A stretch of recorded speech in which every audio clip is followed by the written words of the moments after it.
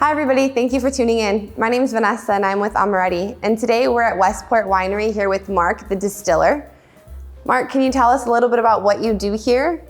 Well, I'm the chief distiller and the chief winemaker. My background is in wine, but I've been running this still for a few years now. So I do both. I'm the winery and the distillery department. Awesome, so you're like a one-man band. Yeah, absolutely, yeah. Okay, so what are we can you tell us a little bit about like what we're looking at? Because I've never seen anything like this in person. So this is our still. It fits about 200 gallons. Whatever we're doing, whether it's wine or the wash, goes in this thing. This is your traditional whiskey hat or whiskey helmet. So whenever you see this on a still, you know that this beautiful copper piece is really meant for whiskey. And every part of it along the way you can track to see where it goes. So it goes up through the column and then it goes down through this first tube here. And then these are the refining columns here. So they go through the refining columns and there's like copper plating in there that helps purify the spirits. Okay, and then so it goes through this portion here. Exactly. Comes through this portion here and then at some point out through this. Yes, exactly. Okay. So like, did I? Yeah. Right? You're exactly right. So it goes in here to the bottom, and each one of these, it looks really beautiful inside. There's like these little copper bells in each one, and as it goes up, it hits the deflator. That stainless steel chunk on the top is a deflator, and that is basically the first condenser. We don't call it that. This long column is the condensing column, but the deflator basically takes the alcohol that's in gaseous form, and it puts it back down into, like it cools it down so it goes past these copper plating again. So it has to make that trip several times. It goes over and over and over again. And that's what refines the spirits and makes them taste the way that they do. Got it, okay. And then out through this way, what comes out? So it goes through the process. So it gets refined once, twice, 3 times, 4 times, over and over and over again. And then it goes out the top and into the condensing column. And all these things the deflator and the condensing column, are just coils of cold water. So it just cools the vapor and it comes out. This actually has an amazing term. This thing is called a parrot. A parrot? Okay. A parrot, yeah. So that's all it's doing. It's creating vapor.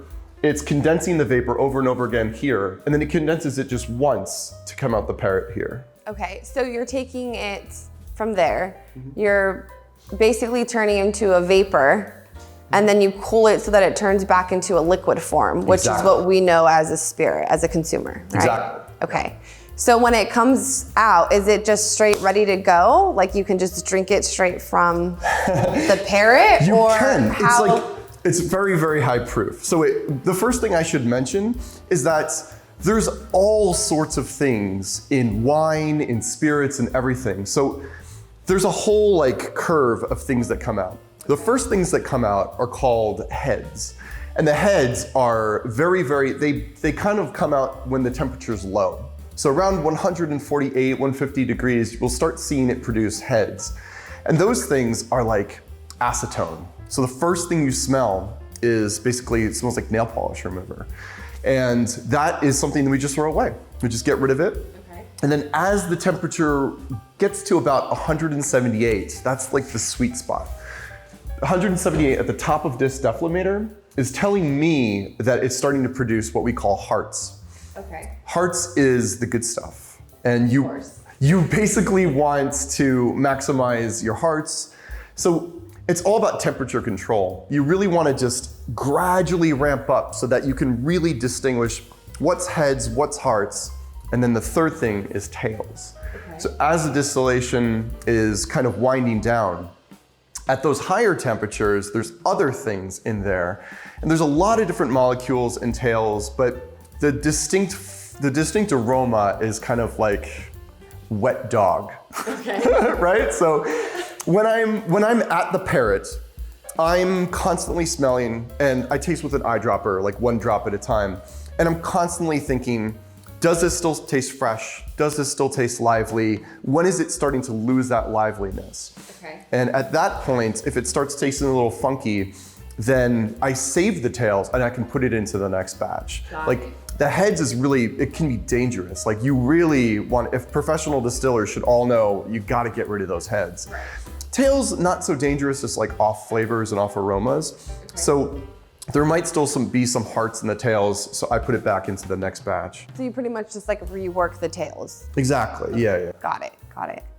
So then once you have it and you've like separated it, and you have what you're gonna work with, so that's mainly the hearts and possibly a minimum amount of tails. What is that coming in at, like alcohol-wise? So it depends on what we're making. Proofing, I guess? Yeah, you're right. So it totally depends on what we're making. There's actually, I'm gonna mess this up, but there's like legal, I think vodka has to be above 185 proof. It has to be made from corn or potato. It has to be above 185. So when we're doing whiskey, it's usually made from corn, or we do a single malt barley, and so it's made 100% from a single source of barley. So both of those things don't go through the refining column. We actually put it directly, we'll change the arrangement up there, and we'll go directly from the whiskey hat to the condensing column. Okay. And when we do that, it is a much, much lower proof. So whiskeys can proof between 135, 155, maybe up to 160, but it shouldn't really be higher than that. So there's like a window of the types of proofs that you would want for whiskey. There's also legal requirements as well. So the things like vodka and gin are basically the same source. They're both grain, they both come from grain. Gin is just however you decide to infuse the neutral spirit. Okay. So those go through the refining column, sometimes several times to get the proof higher and higher and higher. The vodka that we'll be doing today is 192 proof, so it's very, very high proof. And that's basically it. Things like agave, I haven't been like formally trained how to do agave, which is really fun because that means you get to do agave any sort of way you want, and you get to experiment, and you get to see what tastes good, and you get to make a product that you think tastes good. Right. So I'm not like, I don't have a lot of restrictions there. So when the agave comes, I put it through 2 of these plates. So it has some refinements, but it still has some of that original character.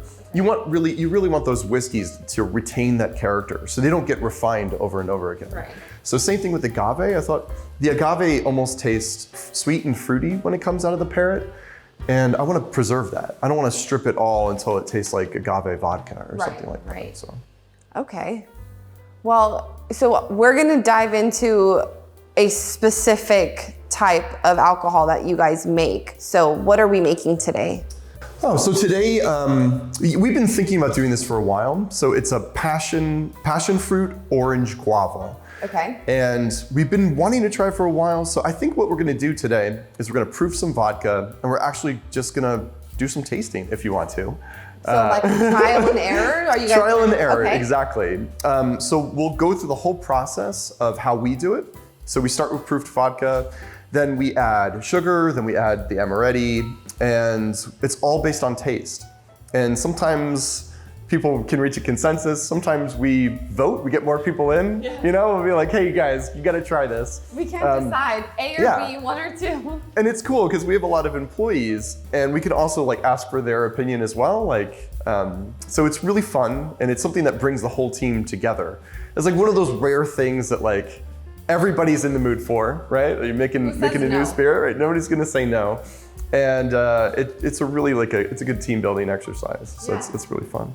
I think it's gonna be exciting for me to be a part of this, because one of the things that I often see on my end is customers calling and they wanna know exactly how much to add. And our usage level is a range, and it also plays off of perception. So like my perception of what a balanced blood orange, you know, would be, or a passion fruit or a guava or a raspberry, isn't always the same as the next person. Yeah. So it's fun to kind of be able to get the product with the samples and then play around with it to find that ideal level and then go into purchasing and production. Mm-hmm. So I'm excited to do that. Are you guys ready? Do you guys have? All right, let's do it. I'm excited. All right, Mark, so we are all set up. Can you walk us through exactly what it is we're gonna do? I know that we have some vodka here, right? Yes, so we have pure vodka at 192 proof, which is pretty close to as high as you could get in proof. So the vodka will be mixed with the water here. So we just have regular distilled water. So the very first thing we do for any of our recipes, if we have to proof it. Okay. So I hope that we have exactly the amount. So if you think about it, we sell our stuff at 80 proof.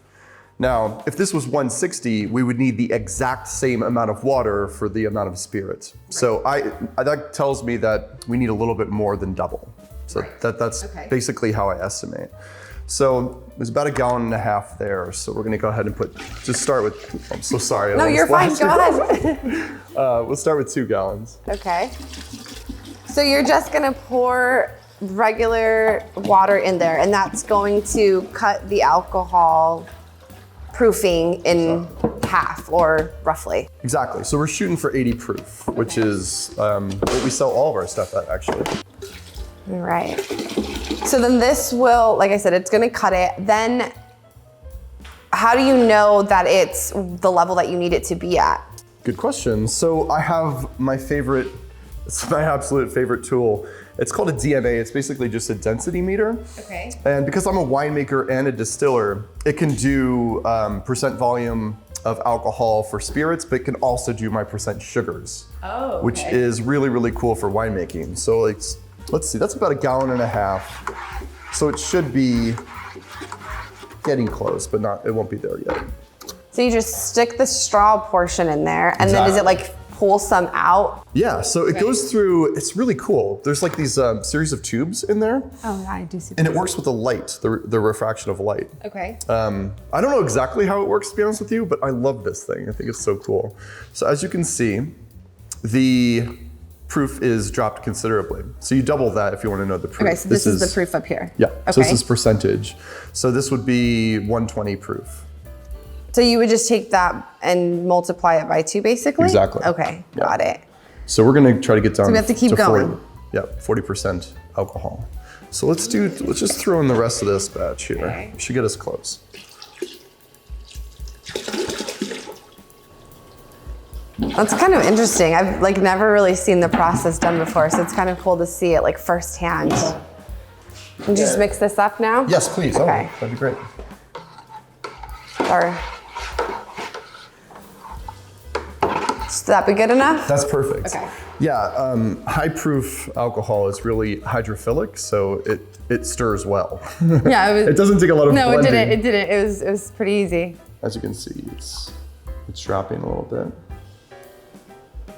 We're gonna have to go ahead and add more. Third one. Yep. All right. Sounds good. So this is just, you kind of have to add a little bit, try it out, add a little bit, try it out a little. Like it's kind of an incremental. You really can't go over or under very much. I think they give you, I think it's 1.1 or 1.5%. It's very, very. Okay. Your margin of error is very small. But this is just a batch that we're tasting, and this is for fun. So I'm gonna try to hit it, but if we don't get perfect, I don't think it's a big deal today. But the closer the better, obviously. We would like to be close just so we can get a true sense of what the spirit's gonna taste like. I can mix that up with light. Be perfect. I've never had an assistant do this with me, and this is way easier. Oh my God, you're hired. Here we go. I'm moving to Washington. This is great. Usually I'm stirring and holding this. Trying to do this together. I got 3 of these, and I was just guessing, but it's pretty much on the dot. Exactly it's exactly 3. So I do this a lot. You can tell.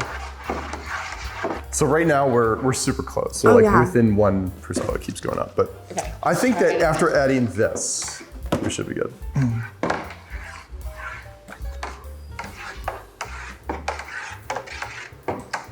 Yeah, it's pretty good. Yeah, it's like 40.3. Yeah. So all of our recipes are based on a 5-gallon batch. We try to do a minimum of that, but usually they get multiplied many, many times over. It's good to start a recipe with a batch this size because it's really hard to make small batches and then be precise. Right. So especially with the Amoretti, there's so much, it's like such an intense flavor that at small levels, that small change can really make a difference. But in a 5-gallon batch, those small changes will make more incremental difference instead of like a dramatic difference. So what I like to do for everybody is I take something that I'm very familiar with how it tastes and what goes into it. So this is our agave spirit, and it's key lime. So it's like also in the citrus, tropical, and this is kind of what I would like to have the POG be. Okay. So I want it to be similar to this. So basically I take the amount of sugar and the amount of Amoretti and I cut it in half. So in order for you to find the usage level for a new recipe, you kind of play off of an existing recipe that Amoretti's already worked into that's within the same flavor profile as you mentioned, and then kind of build off of that. That's exactly right, yeah. So I just take something that's relatively similar and I cut it in half because we always want to go up. We want to like work our way up as far as sugar and the Amoretti. We never want to just assume that we're going to have the same levels. Vodka behaves differently than agave. Okay. So that will get us in the ballpark and that's going to be really helpful for us to have a starting point, basically. So do you try it once you get half of everything in and see where you're at and then add incrementally from that point on? Exactly. So we will, as soon as this is I think of it as like half ingredients or half batch. As soon as we have the half ingredients in there, then we taste and then we slowly add more. It'll be like, oh, we need to add more passion fruit or we need to add more orange or guava or something like that.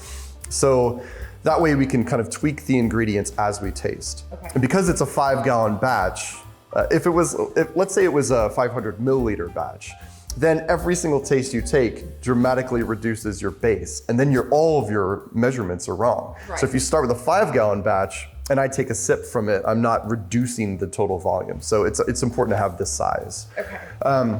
So the very first thing I do is add sugar.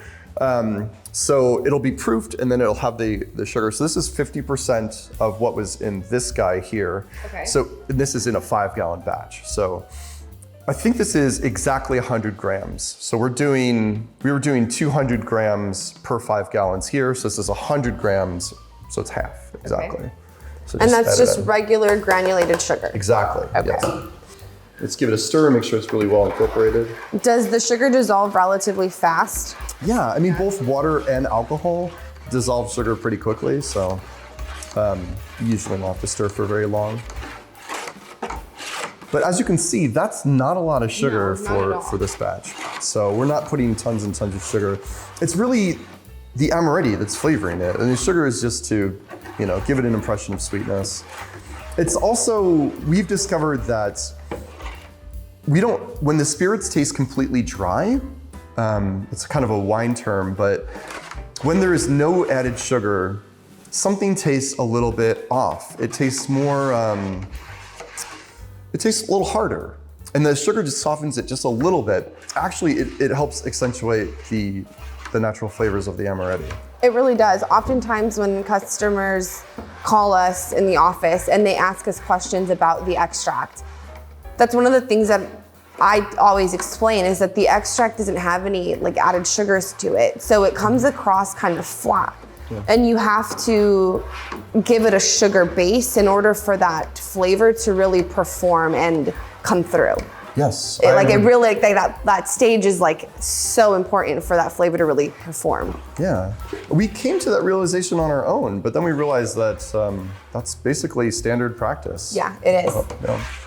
All right, I think that's probably good for the sugar. Before, when we were mixing in the water, it didn't really have much of a smell. Now that we've added water, I feel like the alcohol is more aromatic. Yes.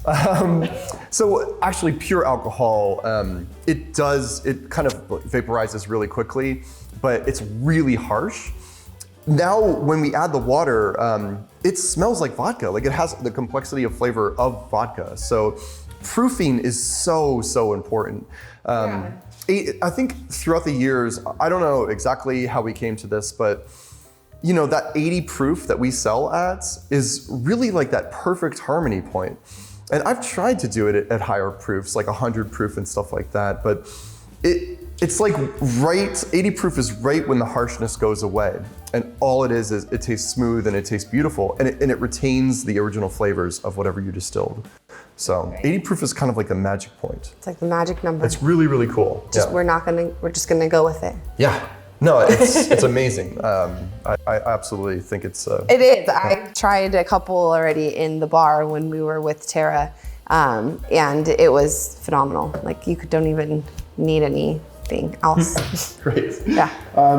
So once again, we're doing half. So that's about 15 milliliters of this flavoring. So let's just go ahead and do the natural POG, the passion fruit orange guava. And all we need is 15 mils. And this is basically a half dose for us in a 5 gallon. Okay.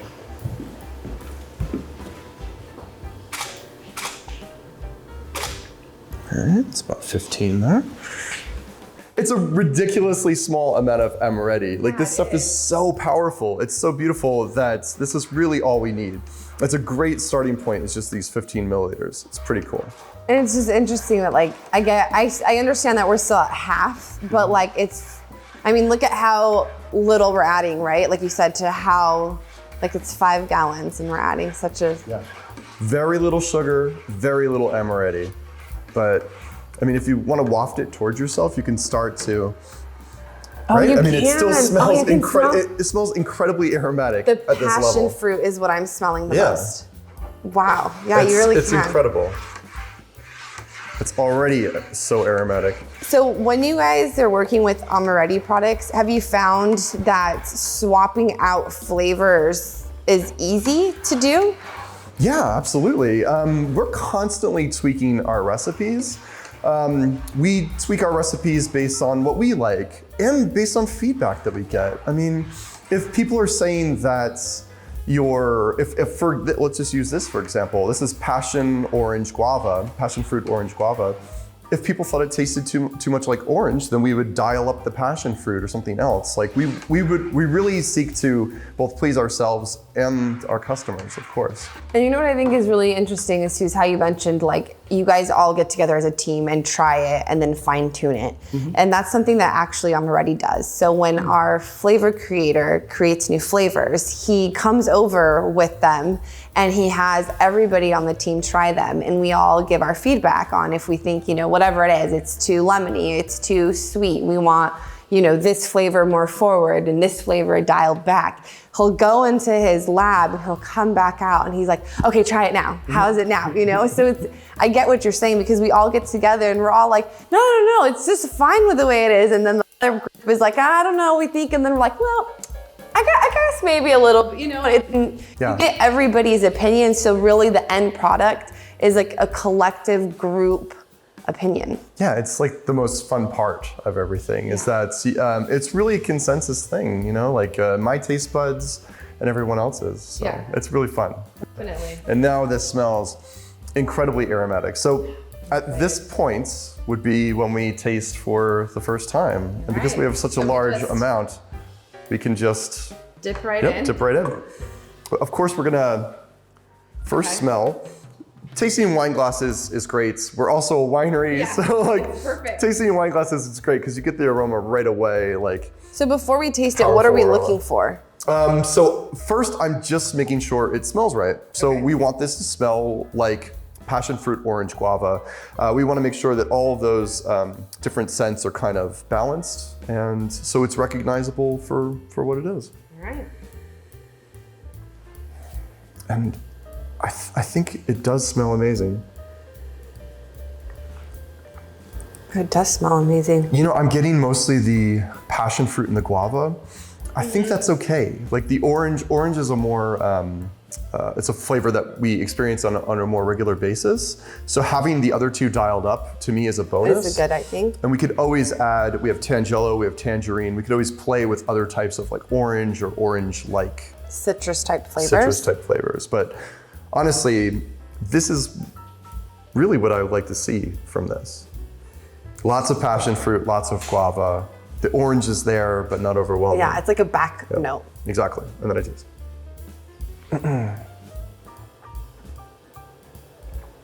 What are you tasting?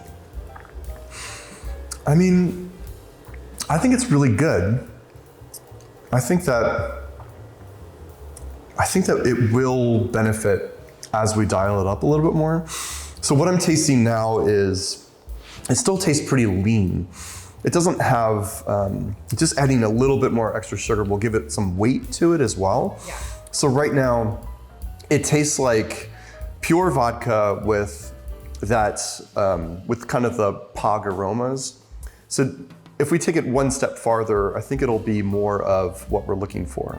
Okay. It'll like flesh it out and make it start tasting exactly what we're looking for. I feel like when I'm drinking it and tasting it, I taste, it's more aromatic than it is the actual taste of it, of the passion fruit orange guava. Yeah. You're experiencing it more with the aromas than With the my actual, senses more than my actual taste. I agree with Okay, that 100%. we're on the same page. I think we also happen to choose one of the most aromatic ones that I've ever smelled. Yeah. It's really, really good. Yes, it's very aromatic, the passion fruit orange guava. We introduced this flavor in our beverage infusion line, which is utilized in the bar. And it took off. It was like one of the top selling flavors in that new product line. So then we carried it over into other product lines because we realized that there was quite a market out there for this 3 fruit blend. To be honest, this sort of flavor profile, I think like a winemaker, and this is the exact sort of flavor profile of like a New Zealand Sauvignon Blanc. Okay. So it's like a Sauvignon Blanc that's really popular right now, and the reason why is it has those characteristics of passion. So when I first smell this, I'm like, wow, it reminds me a lot of that New Zealand Sauvignon Blanc. So yeah, it's really cool. So let's bump it up a little bit more, right? So what do we do now? So now we are going to measure and add more sugar. So the same Process. let's not go all the way up. Let's just do about half that. So let's go to 50% more of everything.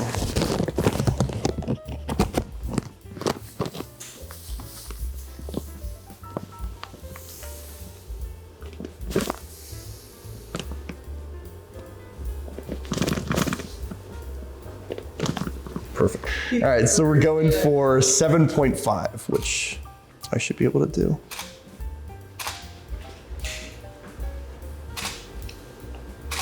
Perfect. So now we're at 75% of what we think would be ideal. So we're just assuming what would be ideal. Now we're at 75% of ideal. Okay. And ideal is based on A previous recipe. Exactly. Got it. Okay. Exactly, yeah. Just making sure I'm on the same page. You're still. good, yeah, no, that's exactly it. And now I don't even have to get close to it to smell it. No, it's you very, don't. very As you're aromatic. stirring it, that's like enough to like start waffling those aromatics around because I can totally smell it. Ah, it smells heavenly. Make sure the sugar's incorporated.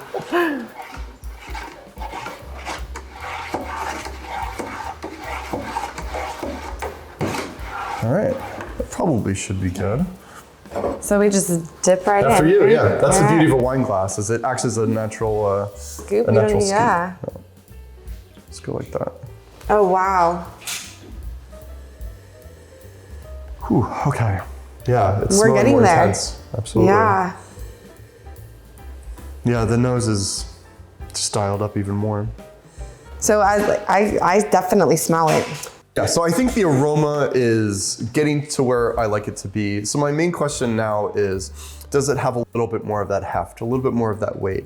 It doesn't take much sugar. Let's see if it's there. That's the thing that's on my mind.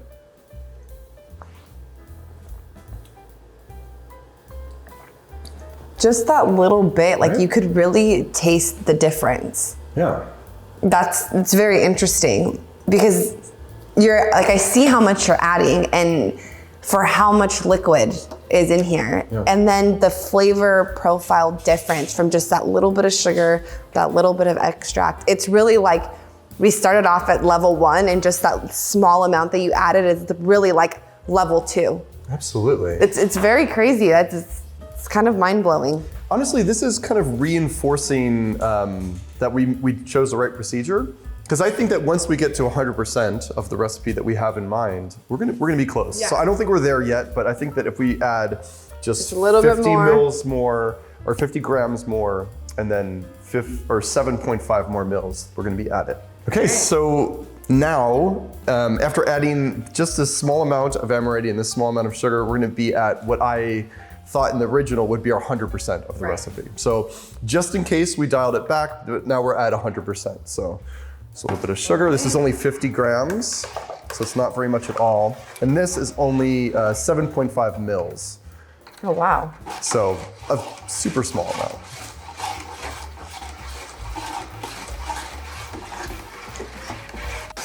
It's kind of interesting too, because as you're stirring it, you can feel like the sugar. Yeah, and then exactly. you can hear them. Yeah. Kind of like scraping, and now I'm like, oh wait, the sugar's already gone. Yeah, exactly. Interesting. That's kind of how I know when I'm done, is when I can no longer feel the sugar. Yeah, you can't. But I think we're pretty close. Yeah. Let's give it a taste. I think this is gonna be it. Yeah. Okay. Let's see.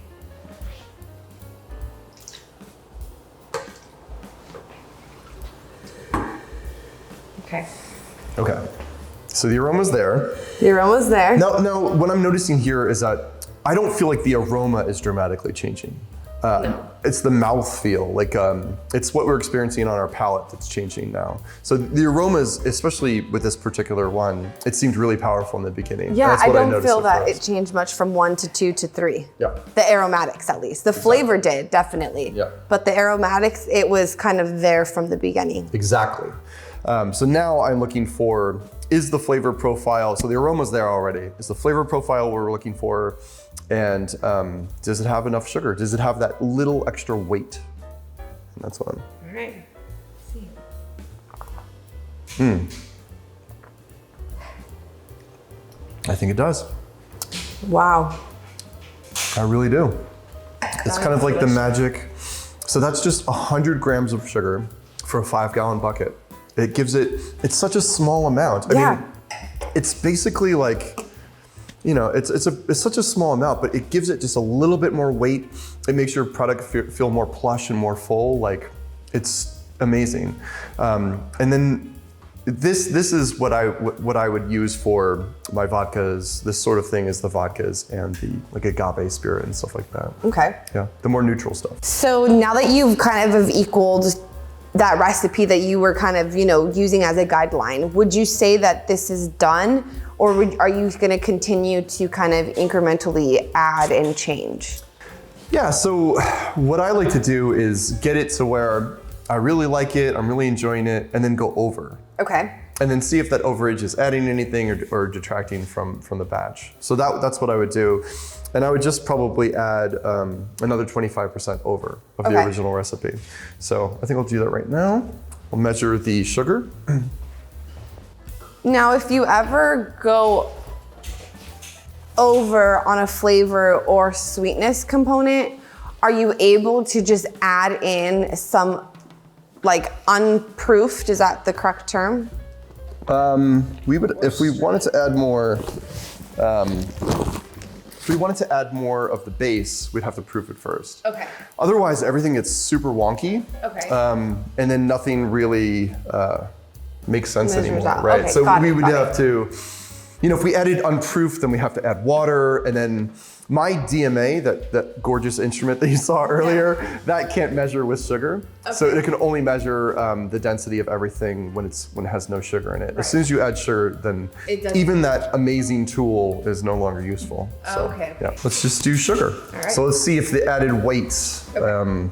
So how much sugar are we adding again? Another, sorry, this is 50 grams. 50 grams of sugar, okay. So just to remember, so we started with 100, yes, which was half. And then we added 50, and now we're adding 50 again. So we should be at 200 grams, okay, which is equal to the previous recipe that I was basing this off of. Now we're going to 250 grams per 5 gallons. Okay. So that's where we'll be at, 250. And so adding the sugar is just also going to help boost the extract, that natural flavor that you already incorporated? Yeah, you know, I feel like the sugar takes it from strictly an aroma sort of thing to a thing that you experience on your palate. Okay. So at first, the Amoretti is almost experienced completely as an aroma. And then as you add the sugar, it brings it down to the palate and it helps you perceive it in the palate. That's my own personal. I agree with you 100%. Absolutely. Because again, I think the extracts, they give you flavor, they'll give you those aromatic notes, but there's not really much. I think most of the time when we think of a specific flavor, we're trained to perceive sweetness or want that sweetness. And when we use extracts, there is none of that sweetness. So we have to add the sweetness until we achieve what our mind thinks it's supposed to taste like. Yeah, our brains have these like preconceived notions about how fruit works, like how fruit flavors work. And that's what we're doing. We're basically using the Amoretti to trick our brains into having that fruit experience. I feel like I should say though that this doesn't apply to our other spirits. Like, I feel like the Amoretti behaves differently in whiskeys, all whiskeys, and it behaves differently in creams. So this is for the more neutral stuff. This is vodka. I would say the gin behaves the same way and the agave behaves the same way. Those are all high proof things. And yeah, I would say that in those things, Amoretti is more of like how we're talking about it right now. But then when you add in the whiskeys that are barrel aged, they all behave differently. And the creams, oh my gosh, the creams behave very differently as well. So how does using Amoretti in those various spirits differ? Like, do you notice, like, is it the usage level? Is it that they have other competing flavor notes in them? Yeah, I mean, you're talking about trying to get complementary flavors. Citrus and tropical stuff work really well with a neutral spirit. Okay. It's harder in creams. We don't really associate cream with citrus flavors. It can be done, and it's actually, to be honest, it's delicious. But I think that when we focus on the creams, we're focusing on more dessert stuff, right? Because our brain is it's like we're used to experiencing things that have a creamy texture with chocolate or caramel or coffee. The coffee that we do is really exquisite. So when we do creams and Amoretti, we find that those pair really well with one another. You can add things that are citrus flavors to the creams, but you would have to be making a point about the contrast. There's contrast there. They're not complementary flavors, they're contrasting flavors, which doesn't mean bad. It just defies people's expectations for the thing. So it's really, like when you said citrus and pastry, I thought lemon meringue. Yeah. Which still went back, it took me from citrus and redirected me back to pastry. Yes. Because you said cream, citrus, and I was like, oh, like a lemon meringue? It would, yeah. I mean, you would have to build those associations, right? But I would venture to say that wouldn't be, that's something you might think of or I might think of, but you also have to think about what your customers might think of. Right. Would that be everybody's touchstone? Would everybody think of what, not. I don't think a lot of people know how to make a meringue these days. Yeah. So, all right, so let's try it. This has the just 25% extra sugar than our ideal recipe.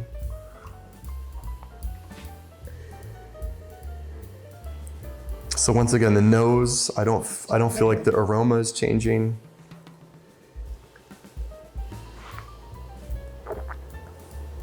But there's more weight there. Definitely. It is sweeter. You can definitely taste that it is sweeter. This is not a lot sweeter, not much. Sure. Oh no, it's but not a lot sweeter. But this is the absolute hardest part because is it adding something, right? That's a question you have to always ask. Sure, I'm enjoying this. And honestly, I would probably enjoy it a 50% more, 100% more, but you have to try to figure out that sweet spot. And I feel like we might have found it with the original, with what we started with, or that recipe. That full recipe. The recipe that we based this whole process on. So what do you think? I think it's really good. Do you think that little bit of extra sugar adds, or do you think it's it's hard to say. I think at this point, the little bit of sugar is adding more sweetness, like it's taking it to a sweeter flavor profile. I don't think that it's really boosting the flavors. It's just making them sweeter. Yeah. Is that what you're getting, or? Yeah. I feel like honestly, right at this point is where I personally say, I'm done. And then, no, seriously, I get like people, like I need your opinion and your opinion, your opinion. And then I get people around me. And so now I know really what I enjoy. And then I'll make several batches with just very small increments. And maybe I play with the Amoretti as well, more Amoretti too, not just the sugar. But and then I try to find a consensus between me and my employers and our customers and our employees, like everybody. Right. And that's really, so this is like this is a jumping off point, and it just gets more refined from there. But this is exactly what we do for everything. Yeah.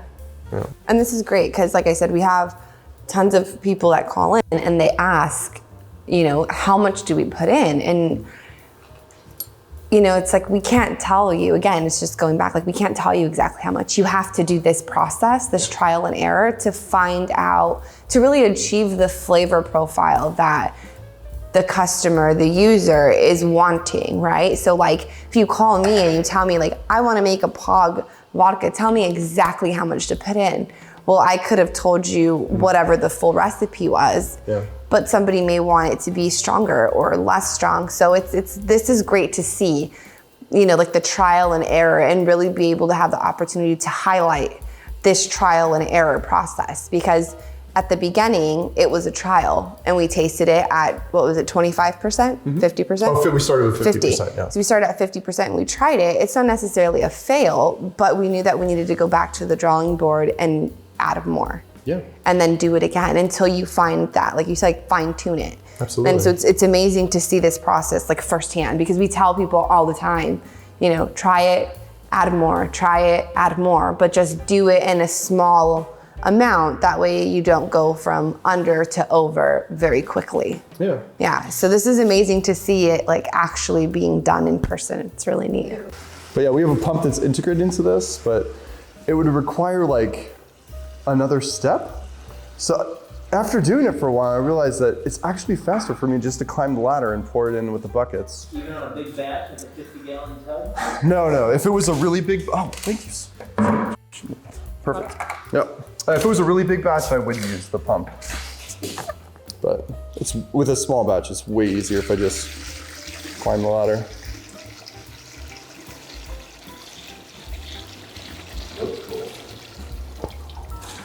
Okay, so we fill the tank and then now we're going to bring in the glass bottles and fill? Yeah, exactly. So these are 750 milliliter bottles, and all of our spirit products go into the same glass. I really, really like this glass. And our closers here, we have these T-top closers. Okay. And we just, Stick them on? I like to just do a little bit of this. Just because I just cleaned this, so there's gonna be water left in the spouts. Okay. So I'm just getting that residual water out first. We wanna make sure that when people try it, it's exactly the way. The full experience, Exactly, not watered yeah. down. Exactly what we had in mind for them. Okay, that's probably good.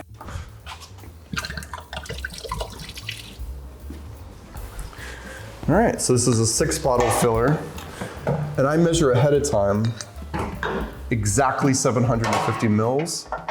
We do a little measurement to make sure that it's on track to exactly give us the right amount. Thank you. No one ever helps me do this. Usually it's just me all alone.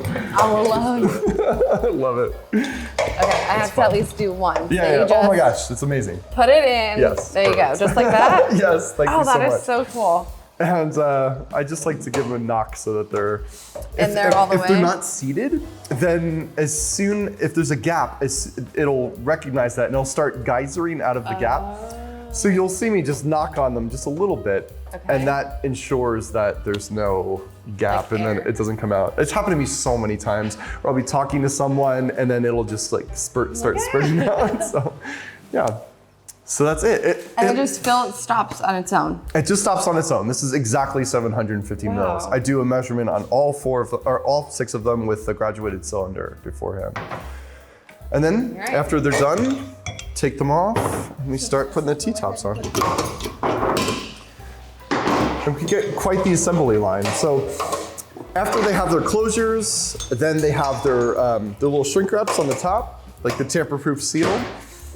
And then the labeling, of course, but with this product, this is just an experiment, so we have no labels. How'd I do? Oh, perfect. Well, you missed one. I don't have the, oh, it's over here. I was like, I didn't have the bottle. No, I'm just joking. And that's it? Is it really that easy? Because you're making it look super easy. It is truly that easy. To be honest, this is the easy part. The easy part of the whole process. Okay, I have to do one because you're making it look too easy. Please do. Oh, can I give you some advice? Yes, absolutely. Sometimes you don't even have to be like super strong, but sometimes if you press too hard, the whole bottle will go no like way. that. So are you serious? Oh, gosh. Okay. Now I'm scared. I just kind of like delicately hold it like that. Yeah, exactly. You're good. Yay! Perfect. No bottle explosion. Sometimes when I'm like listening to music and I'm like getting really into it, and I've done it so many times, and it always splits right. Every bottle has a seam. Oh yeah. It always splits on the seam, and they'll just go like that, and like the floodgates just open. It's pretty crazy, and it's not a lot of pressure. It's just like a little bit of pressure. That's so interesting. Yeah, now I know the flaws in every bottle.